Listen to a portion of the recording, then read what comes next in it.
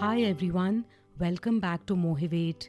I'm Dr. Mohi Saraugi, a GP by profession, but here I'm swapping prescriptions for perspective.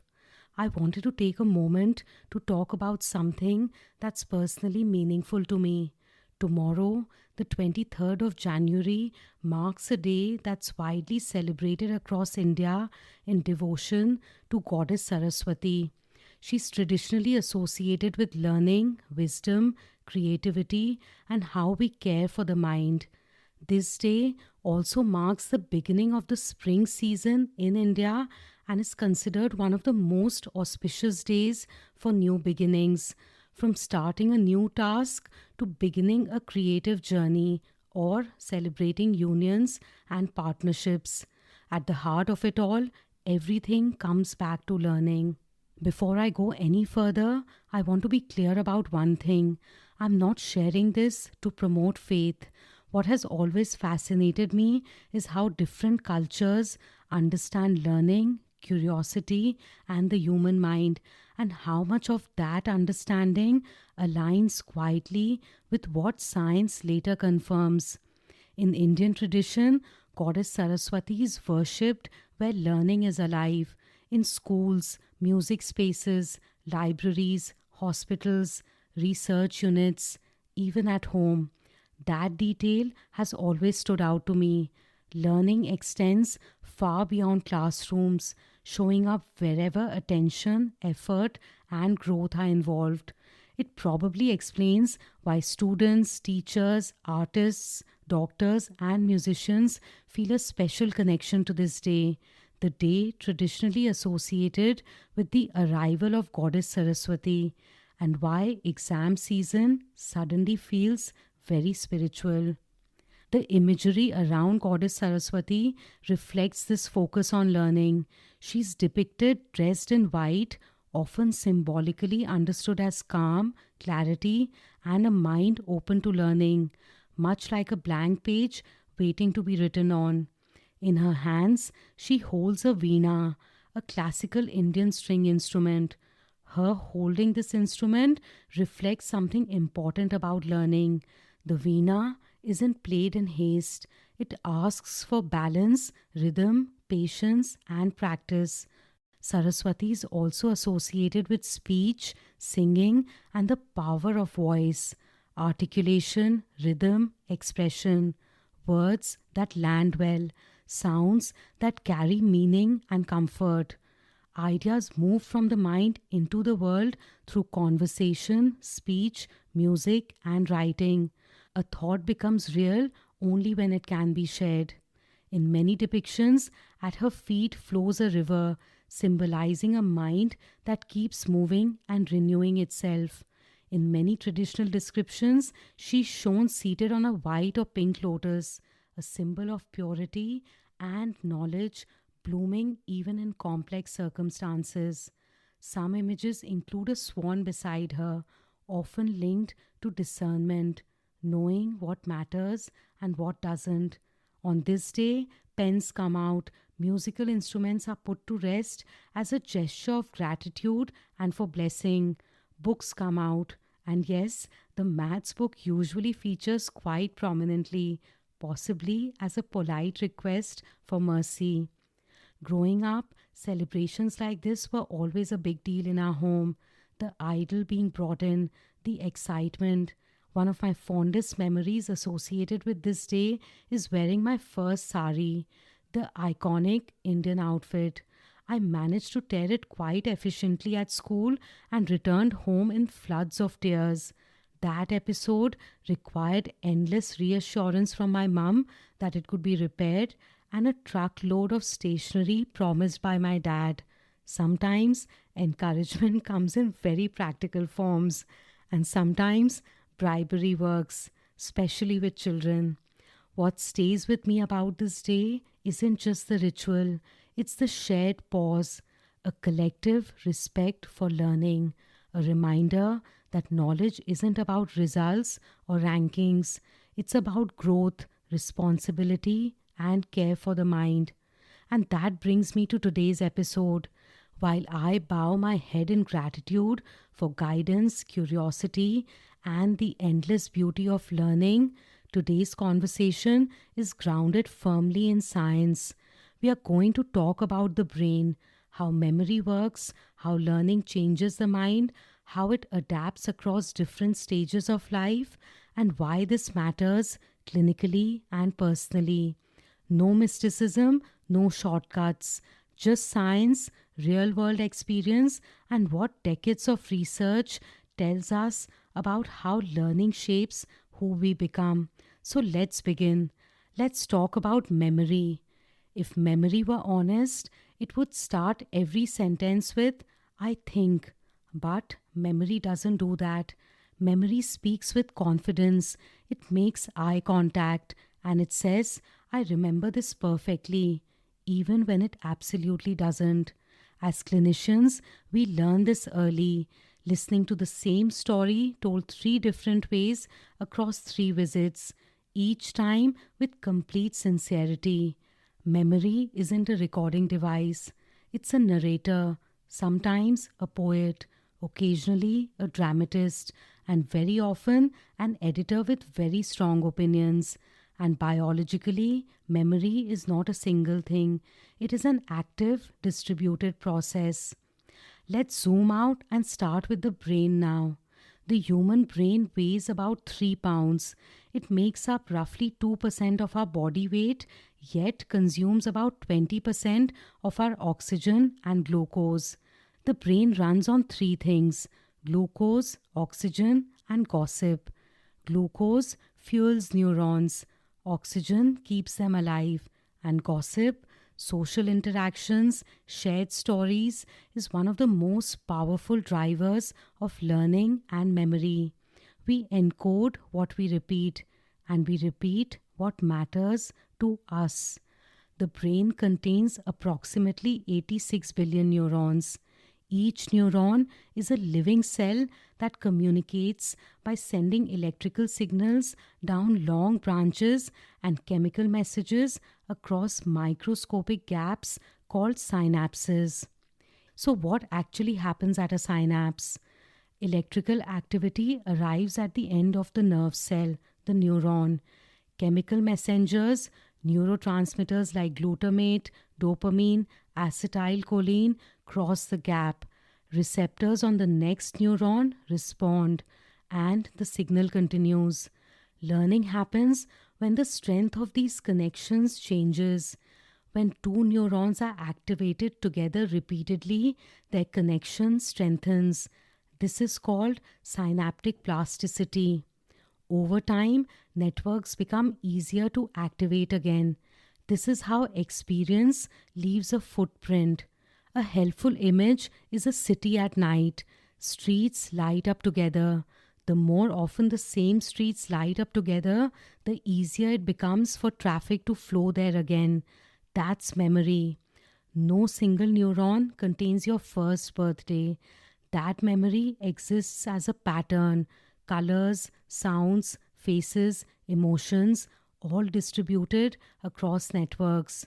So when we say, I remember, what we are really saying is that a network of neurons has been shaped by experience and is now more likely to activate in a similar pattern again. Every time we retrieve a memory, we slightly modify it. This is why eyewitness testimony is unreliable and why two people can remember the same event very differently, both with complete confidence. In the 1950s, a man named Henry Molaison, known to science as HM, taught us more about memory unintentionally. After surgery to treat severe epilepsy, HM could no longer form new long term memories. He could hold a conversation, laugh at a joke, solve a puzzle, and minutes later have no recollection of ever meeting you. And yet, if you taught him a motor skill like tracing a star while looking in a mirror, he improved with practice. He just didn't remember practicing. And this showed neuroscience something crucial. Memory is not one thing. There's memory for facts and events, memory for skills, memory for habits, memory shaped by emotion. Some systems can fail while others remain intact. Now let's understand how memory actually works.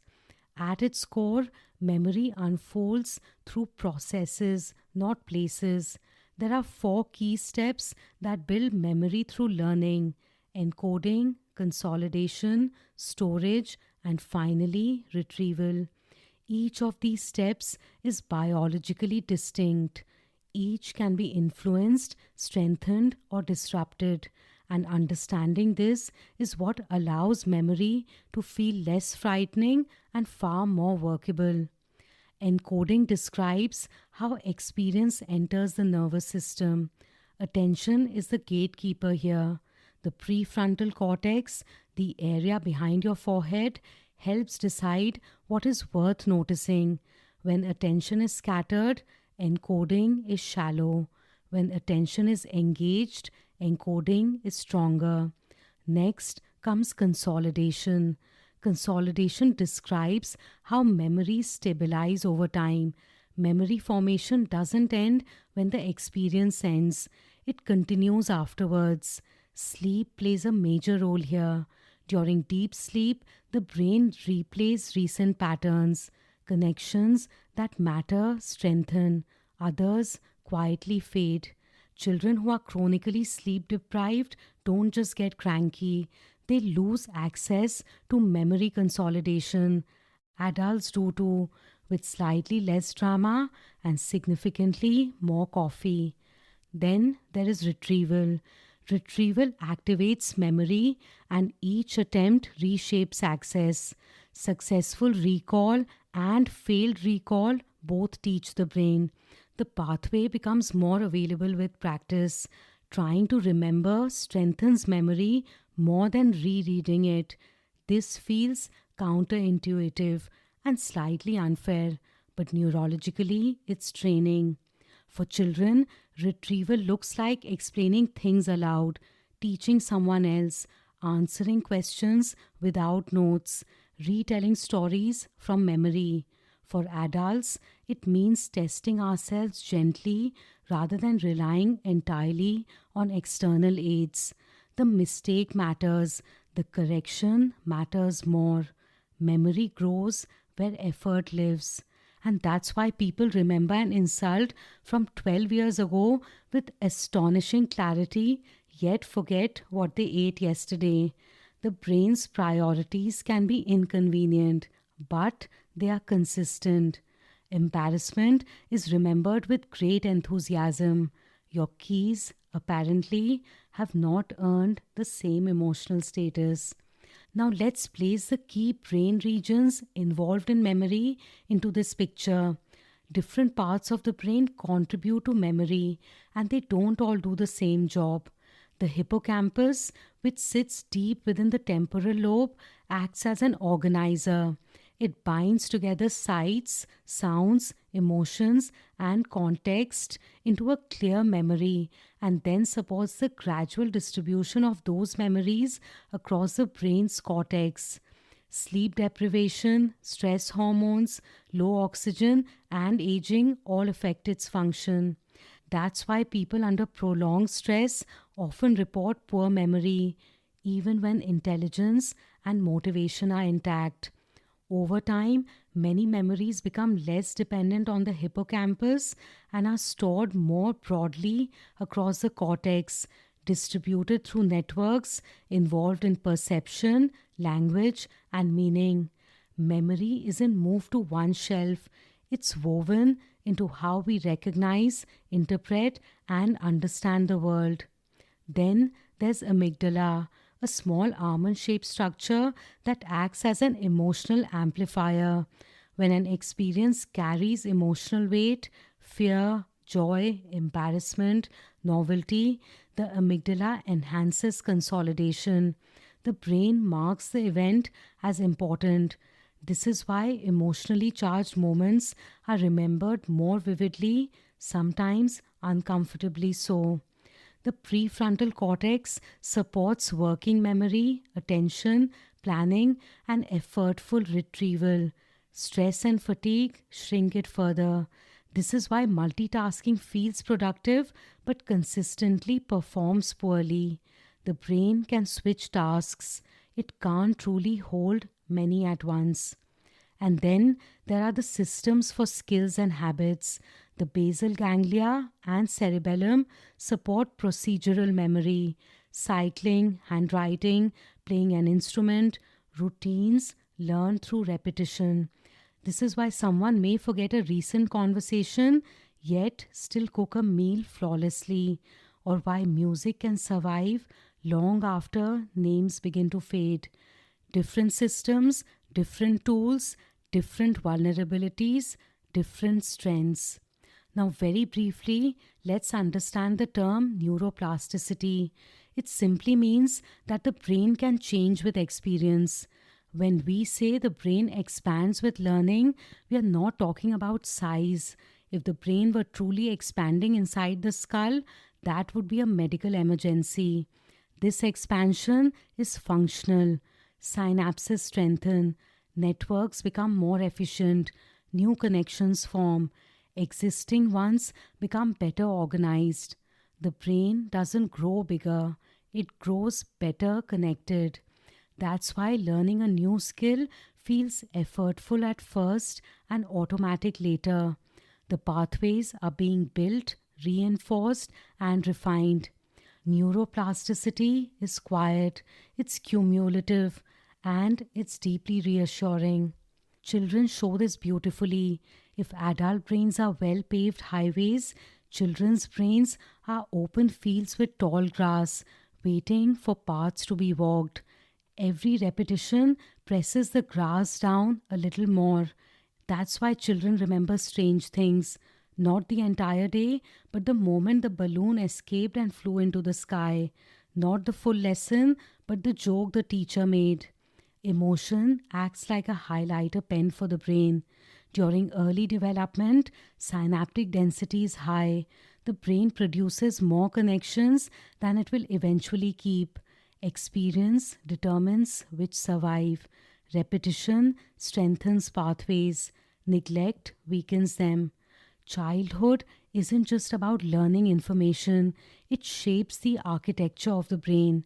This also helps make sense of what happens when memory fails. In conditions like dementia, including Alzheimer's disease, memories aren't simply erased. The difficulty lies in the brain's communication networks. Changes at synapses make signals harder to pass along, and over time, those connections weaken or are lost. The hippocampus, which helps organize new memories, is often affected early.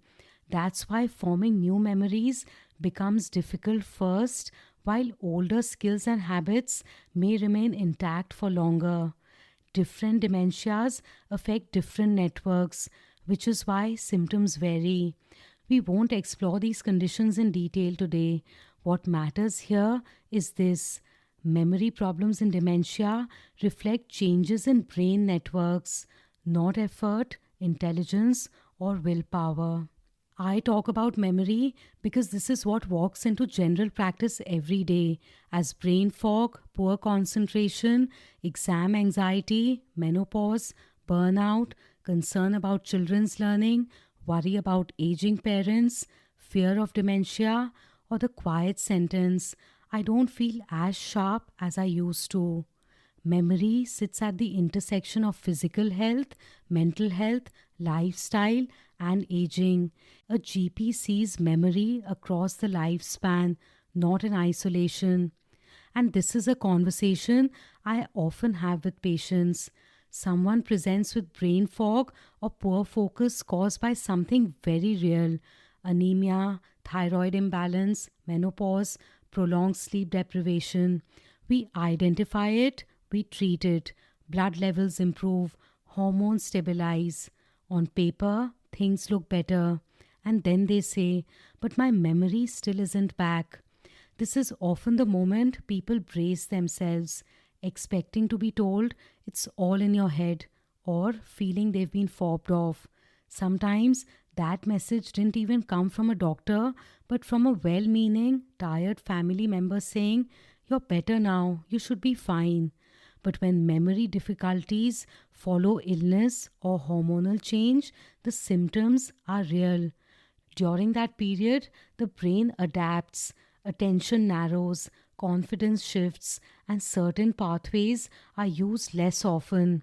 Correcting the medical cause restores capacity, but it doesn't instantly restore habits of attention or self trust. The brain needs re engagement.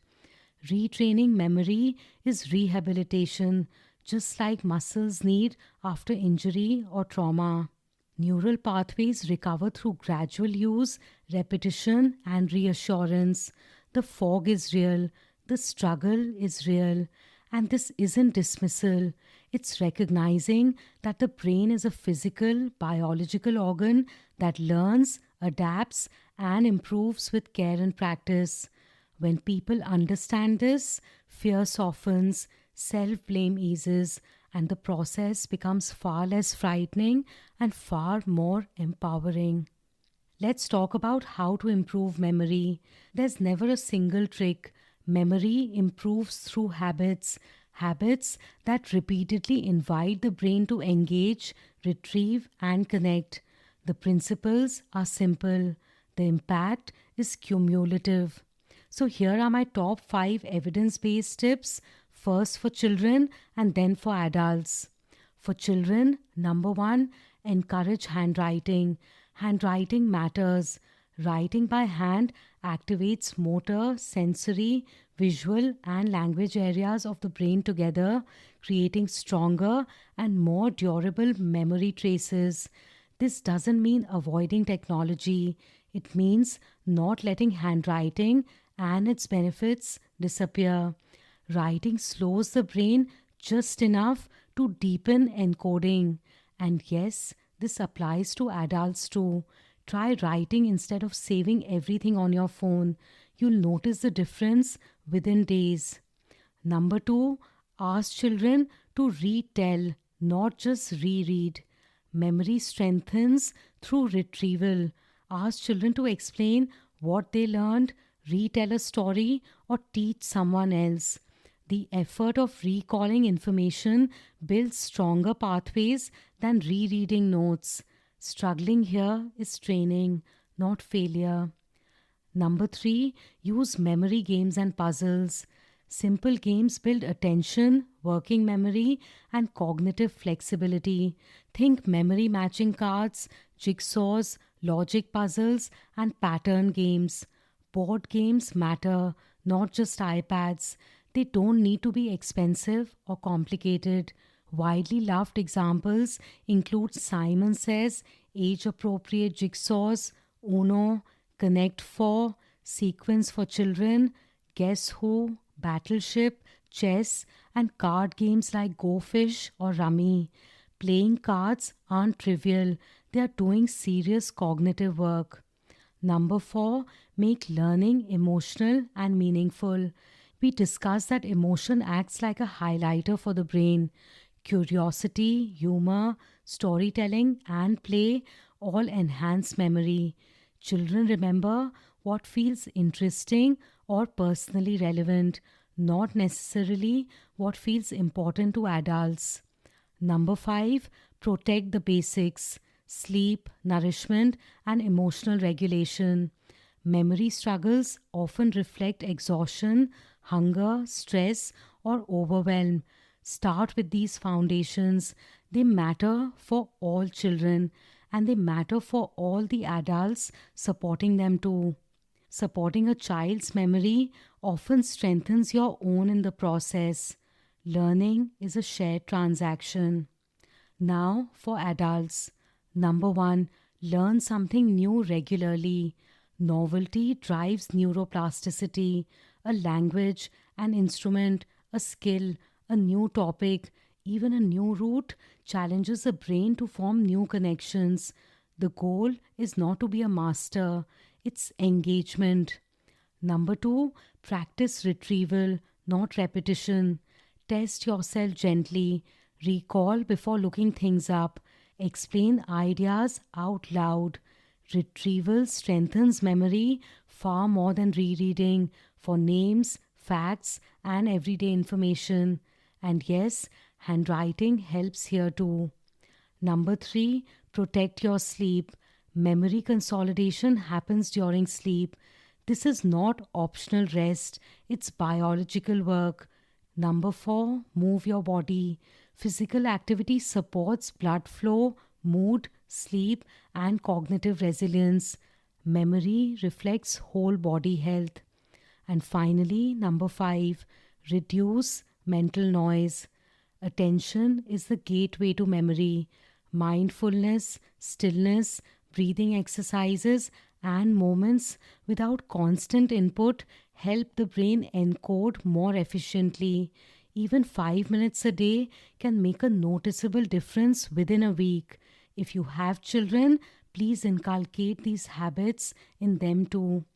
There are also many well established memory techniques if you want to explore them further, from mnemonic methods popularized in books like Moonwalking with Einstein to approaches used by memory champions worldwide.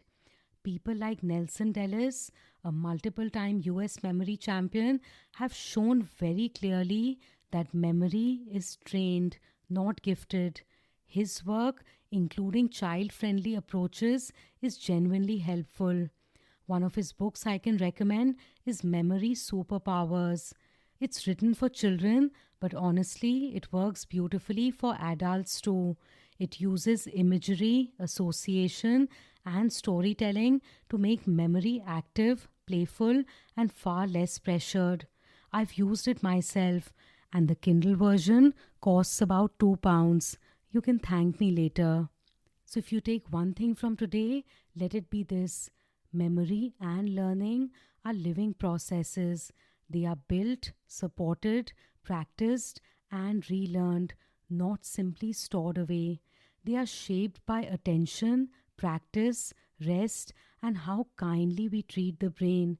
And they respond far more to patience than pressure. Memory, biologically speaking, begins as electricity and ends as identity. I hope something today stirred a thought, gave you a smile, or simply made you pause.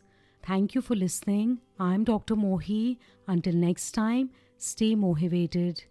May you always be blessed with beautiful words and a curious mind. May you continue to learn and relearn without fear. And may knowledge lead you back to wisdom, bringing you home to yourself.